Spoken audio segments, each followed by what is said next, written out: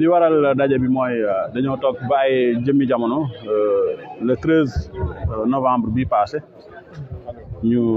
muy samedi ci guddi ñu jékki-jékki ay gendarme débarqué fii gendarmerie débarqué fii ñëw jàpp fi ay nit ay góor ak jigéen jigéen ju am doom buy boot ñu fekk ko biir néegam jàpp ko yóbbu jàpp fi ñeenti góor boole ko ci yóbbu samedi dimanche matin samedi ci guddi la mbir mi am dimanche matin ay 6 heures du matin ñu ñëw fi jàpp fi ay nit man ma taal sama oto dimanche boobu dem yendu foofu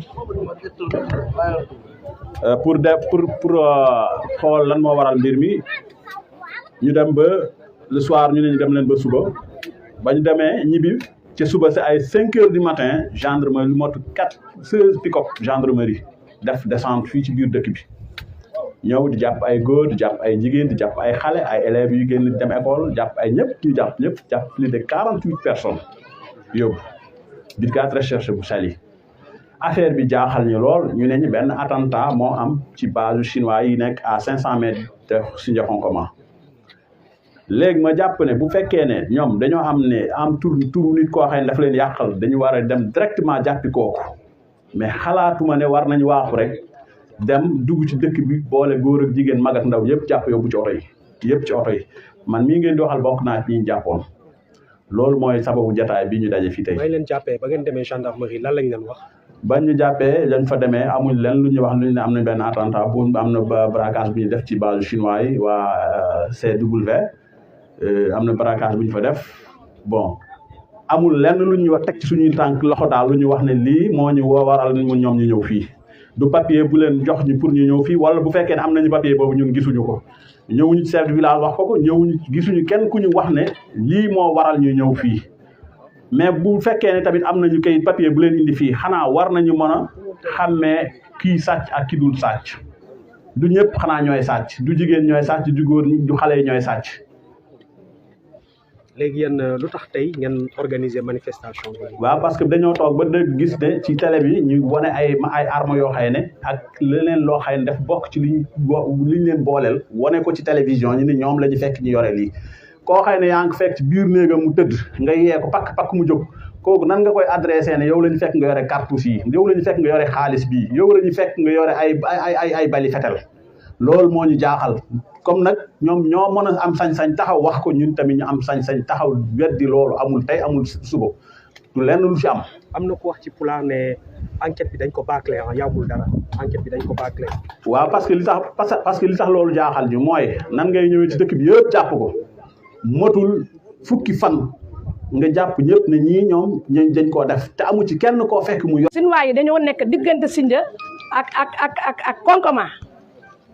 base chinois yi boo seetee jege na Sindia ni mu jegee Sindia jegewul noonu Konkoma bu fekkee attaque am na bu fekkee perte nit li ñu wax ne bu ñu tudd ak commandant moom lu ci rek moo ko def commandant Popenguine moom ak ndaw si dëkk jóge Mbuur ñoom ñoo def mbir mi ndax kee dafa woote bi mu wootee mu woo commandant mu ne kay rafal Konkoma li tax nag mu ne affaire bi nekk kumba am ndey kumba amul ndey ñun nag dañoo bëgg ñu xam ne ñun ci réew mi la ñu bokk ndax bu ñu war kumba am ndey kumba amul ndey bu ñu duggee balaa moo dugg Konkoma dañuy dugg Sindia ndax Sindia boo génnee EDK bi moo ngi jàkkaarloo ak base bi te base EDK bi Sindia nga foofu pour lan ñoom bu dul am kumba am ndey kumba amul ndey lu tax dugguñu Sindia ñu attaqué Konkoma te jàppuñu ci loxo pour lan ñoom dañuy def ne léegi sàcc boo sàccee sax sa nag boo demee ñu ne ndax jàpp nga ko ci loxo ñu ne déedéet wax bi niil ñoom nag ñu jógee foofu jógee Sindia ndax base bi moo ngi nekk ci biir Sindia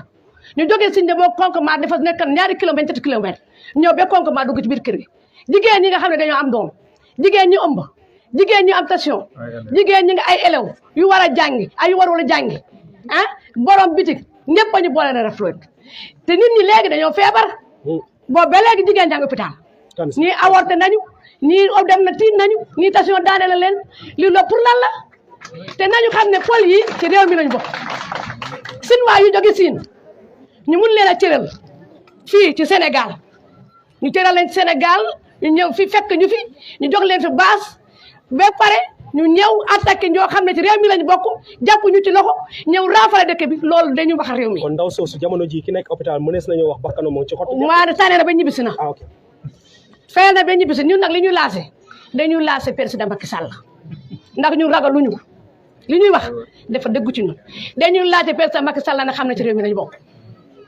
madame Faye Sall xam ne nu doom méttee na wax ak ñun ndax ñi nekk feete ñi nekk fii prison bi ay jigéen ñoo leen jur te dañ doon xeel seen ndey yi di leen jox dépasse dañ doon sàmmi def nañu ratt ñu dem jaay dañ doon dem ci maison yi ñuy maçon indi seen yaay yi kër gaa ngi ni cin takku fi boo belee kenn lekkul kenn naanu dañoo bëgg ndax réew mi nañu gëstu nit ñi dëkkuñu Mali dëkkuñu Burkina Sénégal lañu dëkk. Je m'appelle Amadou Ka, citoyen de cette commune de Sindia. Nous sommes là aujourd'hui pour manifester notre indignation à cette forfaiture, à cette injustice qu'on a vécue, que nos enfants, nos frères, nos petits frères ont vécu le 13 de ce mois dernier. Il y a eu une attaque à cette base chinoise.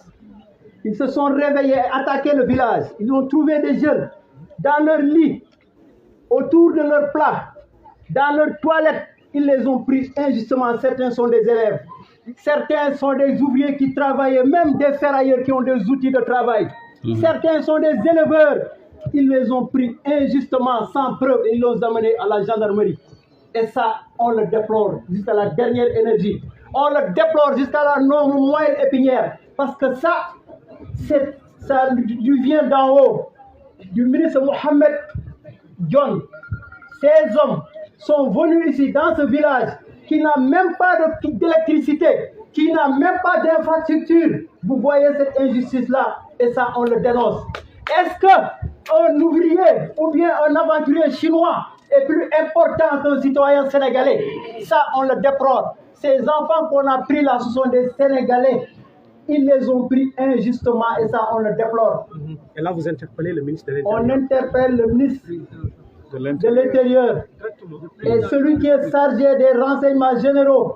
À chaque fois, nous, on attrape ici des voleurs, des véhicules. Souvent, même ces véhicules ont les numéros des commandants et il n'a jamais eu de suite. Et aujourd'hui, il se permet d'aller dans nos maisons, d'attraper nos fils et les enfermer et les condamner sans preuve, sans rien, et ils risquent même la peine de prison. Et ça, c'est injuste. Et Amadou, vous dites que l'enquête a été bâclée. Hein? L'enquête a été bâclée. Comment vous pouvez comprendre qu'une attaque soit liée ici à Signal le 13, 2 jours après une autre attaque à Sanyara, et on colle les mêmes motifs à ces jeunes-là? Ça, c'est inaccessible. À quoi foutent ces gens-là? Quelle est leur enquête? Pourquoi ils ne font pas le travail? Et bien sûr, les voleurs sont volatilisés dans l'air. Et là, le vol va continuer, les agressions vont continuer parce qu'ils n'ont pas encore attrapé ce qu'ils ont fait. Et là, vous avez connu au pôle d'avocats pour la... Oui, on a contacté pas mal d'avocats. Ils sont là parmi vous, d'autres vont venir et demain encore d'autres vont venir, ils vont suivre le dossier. Tout ce que la loi nous permet, on va le continuer, on va continuer le combat juridique. Et ça encore, je le dis et je le répète, le Sénégal ne peut pas être le mouton de Xi Jinping, le président de la Chine. Pourquoi? On a remarqué que le 19, le 29 et le 30, il y a un accord ou bien un sitting ici à Dakar entre la Chine et l'Afrique. Et ce sont des milliards qui vont couler. Est-ce que ce n'est pas ça qu'à cause de ça que les enfants ont été...